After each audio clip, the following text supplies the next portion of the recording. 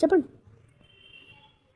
నోకేసా తాతలు ముత్తాతలు ఎంత డబ్బులు సంపాదిస్తున్నాను కాదు, తాతలు ముత్తాతలు ఎంత సంపాదిస్తున్నాను కాదు, లేకపోతే తండ్రి అమ్మ లాంటివి సంపాదిస్తాం కాదు.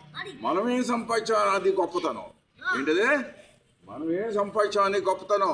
అంతేగాని మా తాతలు సంపాదించారు, మా నాన్నగారు సంపాదించారు, మా అమ్మగారు సంపాదించారు అని కాదు. జీవితంలో మీరు పైకి రావాలంటే ఏం చేయాలి? మనం అంతా ఎంత సంపాదించాలో అనుకోవాలి. అర్థమైందా? ఇంకోటి, ఎంత డబ్బున్నా కూడా విలువ లేకపోతే ఏమీ ప్రయోజనం లేదు. ఎంత డబ్బున్నా ప్రయోజనం లేదు.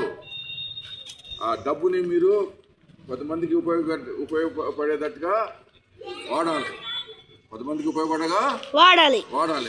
అప్పుడే మీకు సమాజంలో మీకు అందరూ మెచ్చుకుంటారు.